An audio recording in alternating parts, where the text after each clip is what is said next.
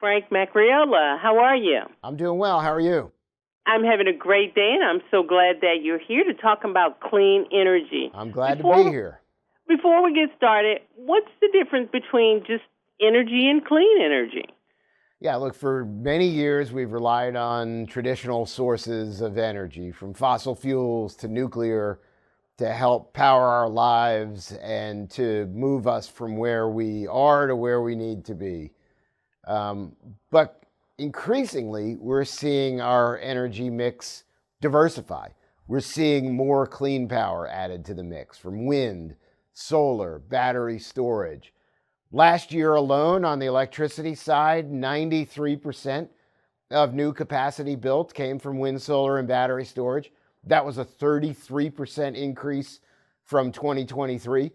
So more and more, we're seeing our energy come from a diverse portfolio, and we're adding these clean power sources into the mix. As the Chief Advisory Officer of the American Clean Power Association, I'm sure you can answer some of these questions I have. So I want I'll to take a ask you, shot, Frank, Valder. what are the key drivers behind increase and how drivers are increasing and how to prepare the current energy infrastructure to meet the challenges? Because, we're in Dallas, Texas, Yeah. and I'm sure other people have this. We have brownouts when it gets really cold, or we have loss of energy. So how do this current energy infrastructure, how do they meet our challenges? Yeah, let me address your question on weather events first, and then get to the energy demand part of your question.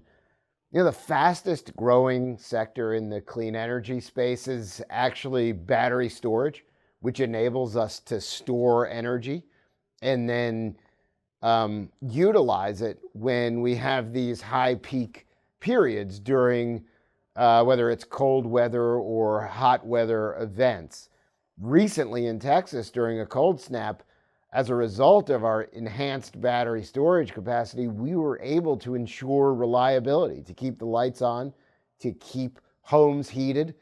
And over time, you're going to see that more and more. You're going to see renewable energy, clean sources of energy added to the mix to make up for what's needed and to be able to provide that much needed reliability for people. In terms of demand, you're absolutely right. We're seeing surging demand in electricity. Some people estimate by 2040, we're going to see a 50% increase in power demand. Just to put that into context, Valder, over the last 25 years, we've had flat demand. So our country isn't used to this spike in electricity demand. It's largely driven by increased electrification and manufacturing, but the overwhelming demand surge is coming from AI as we build out these data centers that ensure greater capacity for AI in this country. It's obviously a very important function, but we're going to need more power as a result. That power is going to come from clean power. It's going to come from wind, from solar, from battery storage. Those are the resources that we're able to build quickly, that we're able to get online fast. The traditional resources take a lot more time, take a lot more infrastructure, and we don't have the time to meet that growing demand that's upon us right now. And so we're excited about the challenge, about the opportunity to meet this power demand, to continue to grow our economy, to create good paying jobs through using clean power, through using more wind and solar and battery storage. Again, we saw a 33% increase year over year between 24 and 2023. It's about 93% of the new capacity added last year. And we now have enough clean power online to power about 75 million homes in this country. So the story is a bright one. We need to make sure that we put policies in place that continue to accelerate this energy addition. Okay, so you're going right into my next question. So we have an administration who wants to bring everything home, and that's a good thing in a way. Don't agree with how they're doing it. Mm-hmm. But are we prepared to have these giant factories here, these giant manufacturers here? Are we prepared to meet that need?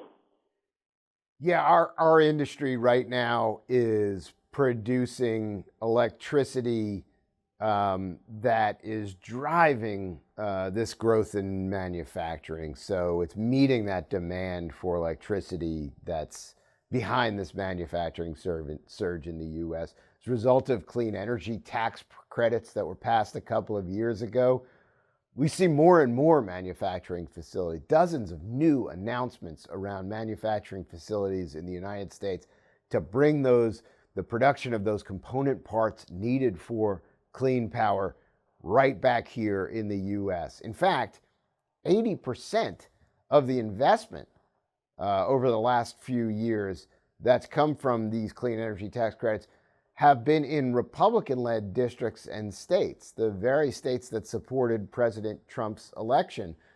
The president talks a lot about an all-of-the-above strategy on energy. We could not agree more with that approach, but it has to include wind, solar, and battery storage. If it's truly an all-of-the-above energy strategy, it has to include all of the above. We've seen past presidents make the mistake of talking about all of the above energy, but then implementing policies that are some of the above energy. We can't have that right now, particularly at a time of growing demand for electricity. So, we're taking our message to the American people who want that affordable, reliable, abundant energy in their energy mix.